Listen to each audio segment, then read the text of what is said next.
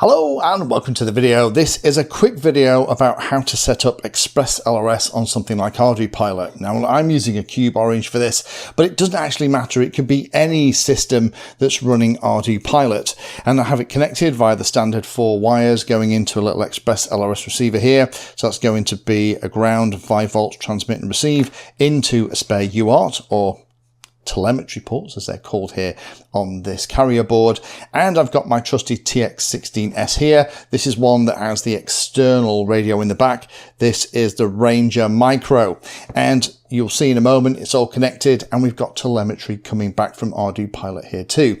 So what I want to do is in this video kind of go through all those steps. I've had a couple of questions from people about how that all works, and hopefully by going through this it'll all be easy and straightforward for you to follow. First thing we're going to do before we get too much further is show how we have everything set up here on the radio. So if I go into the model menu and go into the mixer, you'll see that the mixer is set up for aileron, elevator, throttle and rudder.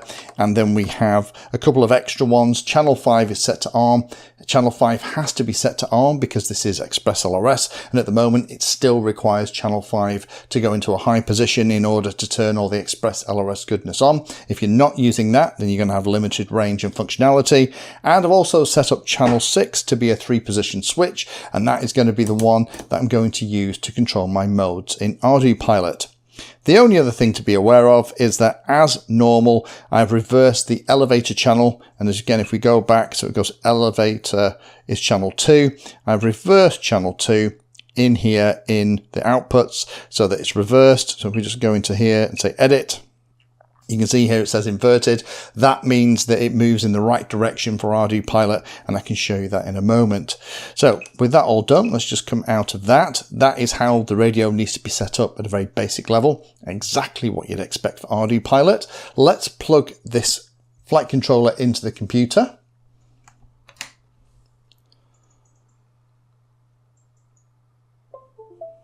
Telemetry connected.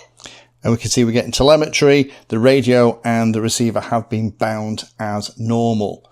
So let's have a quick look at how that all looks. So here on the radio, we can actually see if we go back into the model, if we go into the telemetry screen, we can see here that if we discover sensors, we have them all there, including GPS location and everything else. So everything is coming across, which means that the ExpressLRS stuff is all working, and I'm getting telemetry from Ardupilot. So what are the things that we need to check? First thing to talk about then is how we've actually got this receiver physically connected to the flight controller. And again, this doesn't have to be a Cube Orange. This could be if you're using a SpeedyBee F405 or a Matek F405 wing or whatever it is, you kind of have to do the same thing. Now it's connected via these 4 wires. That's going to be 5 volts and ground, also a transmit and receive pin. These things called telem ports, which are on the Cube carrier board, are essentially the equivalent of what we see as UARTs in other hobby grade flight controllers. Now in order to figure out what the pin outs actually are that we need to connect to, here in the ardupilot.org website, you can just scroll down, and what you can find here is the pinouts of each of the ports. So here you can see that pin 1 is red, is the 5 volts. Then we've got transmit out and receive out, which are the next 2 wires, which go to the receive and transmit pins here on the flight controller. And then we can see that pins 4 and 5 are something that we're not going to use for ExpressLRS, so I've actually removed them for simplicity. And channel 6 is black or ground. So that now means that this is supplied with 5 volts and ground, and the transmit pin on the telem port goes to the receive pin on the ExpressLRS receiver and vice versa. Very similar to how you would connect it up to any other flight controller. The tricky thing is how the physical port relates to the ports as they appear inside Ardupilot. Now with something like a carrier board like this, it gets dead easy because telem 1 is serial 1, telem 2 is serial 2, it kind of matches. However, in other boards you have to be a little bit careful. So if here on the computer we look at some other board, for example, say you were going to be putting Ardupilot on something like a SpeedyBee F405 Mini, and you want to see how the mappings work, again, on ardupilot.org, you have all that information. So if we scroll down here, you've got this wiring diagram, which is incredibly helpful. You can see that the ExpressLRS stuff is actually all connecting into R2 and T2. So what would normally be UART2 on something like Betaflight or ExpressLRS. If we go down here, we can see that in this one, brilliantly, serial 2 is in Ardupilot is actually related to UART2. Be really careful with this and check it on the documentation, because sometimes what you think is going to be the port you're configuring isn't that one. You really need a port on the flight controller that has DMA enabled. That is really what you need in order for this to work really well. So whatever flight controller you're using, be it something like a Cube pilot system like here, or a more classic Pixhawk style flight controller, a Holybro 6C, or if SpeedyBee F405 or F405 Wing, come in here to ardupilot.org and pick the right port for it to connect to. The wiring is going to be pretty much exactly the same as all of the other things like iNav and Betaflight. Just what you need to do is you need to just clock what the serial connection is actually called to be the right one. On this one, because it's TLM1, it's going to be serial 1 on this particular setup. So now we know that, we can connect to the flight controller, and let me show you the things that you need to do, the settings that we need to change in order for everything to work. Now we can prove it's all working. If we go into mandatory hardware, we go into radio calibration, and I move the sticks around, we can see from the RC control point of view, everything is great. If I put the radio to the sticks to the top right hand corner on this Mode 2 radio, all the values for roll, throttle and yaw go to their maximum, and the pitch crucially goes to their minimum, just like you normally do in Ardupilot. If it looks like that, you're doing it right. I've also got a 3-position switch on radio 6. That's my 3 positions for the default modes. I've also got channel 5 set as my arming switch, and that is going to then be used to not only enable all the goodness in ExpressLRS, but crucially, we'll set that up to arm this Ardupilot flight controller as well. So let's go and have a quick jump into the things that we need to set in Ardupilot. So the first thing we need to do is go into config, go into the full parameter list, and we need to tell Ardupilot that the thing that's connected into serial 1, which is telemetry 1 port, which is what we physically connected to, is going to be CRSF or ExpressLRS. So what we need to do here is at the side, we're going to search for serial 1 underscore.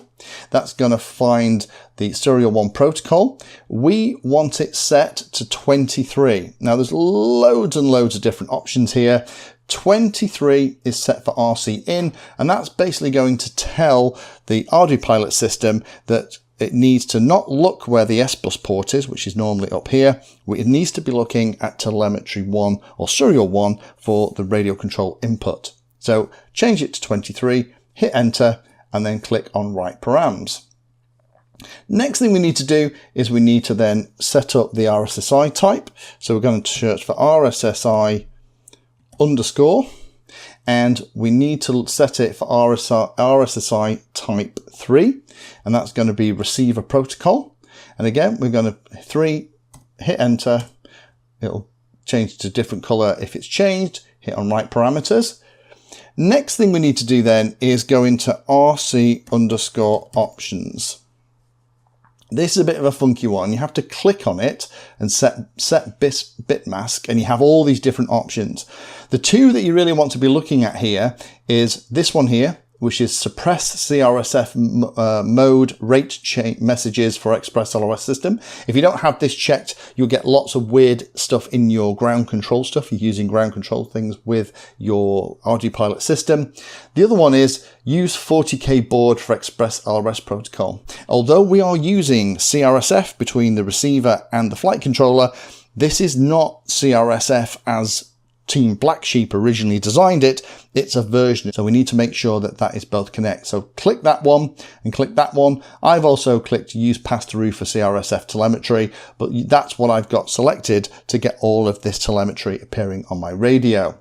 Once you've got those set, again, write the parameters and you'll have a value in here that basically represents which one of these you've actually got ticked. The next thing we need to do is FLT mode or flight mode. We need to tell the Ardupilot system which channel on the radio is going to be used for flight mode. In some Ardupilot setups, it's channel 5 by default. Obviously that isn't going to work. We've got it set for channel 6. So let's write that param and we'll know if that's worked because what we can do is we can go back in setup and check, and we'll check that in a moment. So the last thing we need to do then is to tell Ardupilot that channel 5 is going to be used to arm and disarm the flight controller. I would do it this way rather than use kind of disarm the pre-arm stuff on the GPS, just because it makes it easy when you arm the radio to get all the ExpressLRS goodness working. You're also arming the flight controller too. It just simplifies everything. So in this space, what we're going to do, we're going to search for RC5_option. And this time we want to set the value to 153. And that's going to set it to arm and disarm. You're going to have to use Ardupilot 4.2 or later, but I would imagine if you've built your model in the last couple of years, you're going to be well after 4.2. But once you've got that set, then again, write your params and you're good to go. Just once you've done it, of course, go back into setup and it's all working. You may have to reboot your flight controller so that it reinitializes. I would recommend once you've done all those settings, power cycle your flight controller, check it's all working. We can see here that for the RC input stuff, that's all tickety-boo. And we can also check if we go into flight modes and I flick my flight mode switch on the radio, we can see that that is being used successfully as well. If I try and arm it, it's going to be unhappy because obviously everything's not set up. But those are the things you need to do. What I will do, I will put a list of those settings down below so that you can refer to them. Again, time codes for everything down below, but that's how to set up ExpressLRS with Ardupilot. The key things are make sure the radio is set up normally as you would for Ardupilot, have it physically wired in the right way with the transmit pin on the ExpressLRS receiver to the receive pin on the UART or telemetry port, whichever you got it plugged into. Make sure you're configuring the right UART or telemetry port in Ardupilot and have those settings and you should be golden. Thank you for watching my video. Check out the playlist, and adding Painless 360 to your search terms will help you find my content. If you haven't done so already, please hit the like and subscribe button. It helps a lot. You can support the time I spend here answering questions and helping others by using the links in the video description.